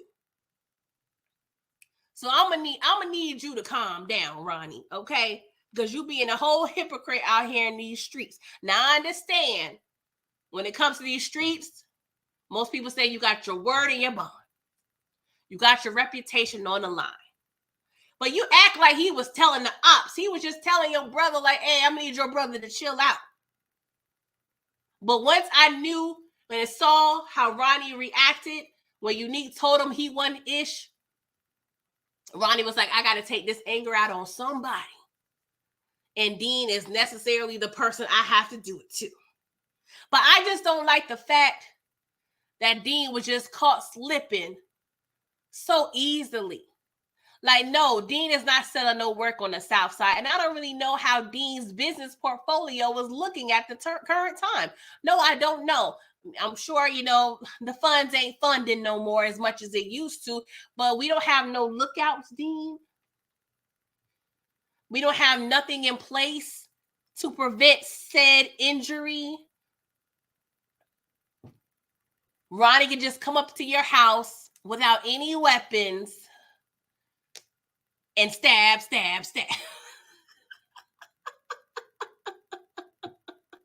Yes, you guys. Thank you, Candy. No spoilers. And yes, Big Wolf, he definitely went out like D'Angelo. And I was like thinking the same thing. Like he is going out the same, not this. I mean, D'Angelo was strangled, really, right? So, but yeah, it was giving the same feelings. It was giving the same feelings. And Ronnie gotta go. Ronnie, Bobby, Michael, Ricky, all y'all got to go. Whatever's in that head of yours, you got to go, Ronnie. But we're gonna have to see how this season pans out. Do I love the fact that he murdered? I don't think it was necessary. But we know Ronnie is crazy and deranged. So of course he's not gonna do what's necessary. That would be out of character. But y'all, I enjoyed this episode. It was pretty good. Let me know what you rated. Let's give it a grade, Aiden, okay? If it was an A, B, C, D, E, F, G, whatever y'all score, let me know. I'm going to give it...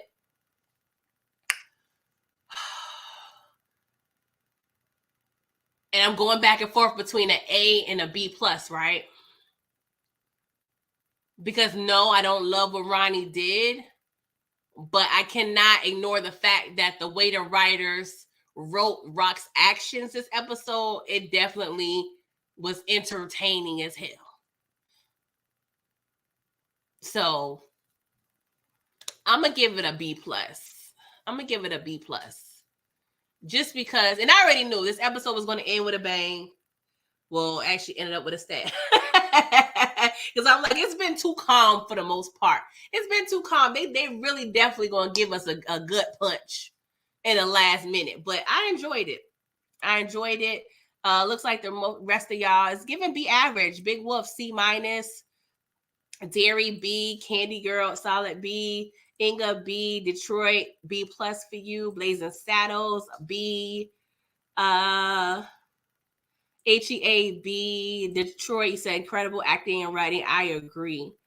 I think, and I could be wrong, but regardless of how we feel about Rock's move in regards to Kanan, I think we can possibly all agree that it was good writing. Because what do good writing do? It brings out such great debates about the actors, the characters, and the decisions that they made. Because if this show wasn't written well, we wouldn't be on here debating. No, we wouldn't. But this is a testament of the quality of the writing and the acting that we get every Thursday night. And I appreciate it. HEAB, what's up, Mark Jose? You said B+, like the storytelling. The Marcus said solid 9. Shell S table, you said a B. Mr. Bear Facts, dare to be different, 78%. All right, are you giving teacher Mr. Bear Facts? Booby Plus, you said B+. DeMarcus A-. Candy, you said have mofos arguing at things. That's what we do. We passionate. We be passionate. Okay. For real. And I apologize if, anybody think I was darting at them specifically. I was not. I love all y'all. I just be over here talking my ish. I'll be over here talking my ish. And we don't have to agree because that would be boring. Oh, gosh. Let's see here. But yeah, y'all, R.I.P. Dean. Candy said she bringing 2 slabs of ribs for the repast, and Detroit gonna cook them. I don't know now. I don't know what the going rate for ribs are, Candy Girl, but go ahead, child. I'm gonna find something a little cheap to bring. Because the way I had to spend money at these grocery stores for this Christmas dinner, Dean, I mean, I don't know. I'm gonna wait. Actually, I'm gonna wait till on Tuesday, the after Christmas sale. I'm gonna probably bring a gingerbread house for the kids to play. That should be about 50% off, right? Yeah, I'm gonna do that. I'm gonna do that, Dean, because I ain't know you like that for real, for real. I liked you, but I don't know you like that, bruh. Oh gosh. Okay, Candy said 13 and 15. All right, that ain't bad. But we still got the sauce. We gotta make sure we got the seasoning on point. But hey, it is what it is. Rainy J said, now we good PG, as MJ said. Oh, thank you. I appreciate y'all not taking it too seriously. Because I know I'll go off on a tangent, child. Well, that sounds good, Detroit vanilla. Dang, why I ain't tell my husband to get some dessert? It's not too well, y'all. I'm cooking Christmas dinner tonight because I ain't trying to spend Christmas morning doing that. So I made an executive decision last night to cook everything this afternoon. So about to do a few chores and get this dinner rolling. Okay. Thank y'all again. I really truly appreciate y'all from the bottom of my heart supporting me on this Christmas Eve. Y'all can be doing literally anything else, but y'all hear me chopping it up in the chat. If y'all watching a replay, please like the video. If y'all haven't liked the video and y'all over here watching, please do. Okay. I do have to still upload my Home Alone review / rant. That definitely I have to have it out I feel like by tomorrow night at the very latest, because why do it after Christmas? So I'm gonna work on that, y'all. And I have a couple things I'm working on this week, but I'm trying to take a few days off because your girl is tired. Okay, this is day 10 of 12 days of content, so I literally have been running my mouth on Beyonce's internet for almost 2 weeks. Okay, I'm tired. Okay, so thank you for supporting me, and have a Merry Christmas. Okay, and if you can't do the things you want to do in terms of this holiday, it's okay. You woke up, you was able to smell the roses for another day. And my nephew's over here creeping up. Nephew, you got anything you want to tell the people? Yes. Come on. What you want to tell the people? Merry Christmas Eve. Merry Christmas Eve, y'all. So and a happy New Year. Ooh. What you want me for Christmas? I don't know yet. You don't know yet? What do you like? What do I like? You've been living with me for how long and you don't know what I like? I'm just kidding. You just kidding. Oh, that sounds like a lie. I'm going to need you to coordinate with that piggy bank and get it together, okay? I know. What? I know. What? Why would I tell you? Okay. Well, I'm going to need you to get it together. All right? I already got the Christmas present right here. Hey, you lying. I don't see no Christmas gift. What is that? That's the stuff Santa got you. Yeah, I'm about to bust open that almond joy. Yes. Mm-hmm. Yeah. Fork it over. They said Merry Christmas, Young Toxic. Yeah, I'm Young Toxic. Oh my God. Why did you start this, booby? Why? But y'all, love y'all. And enjoy. Happy holidays. And I will see y'all on the next one, okay? Toodles. Give me that candy.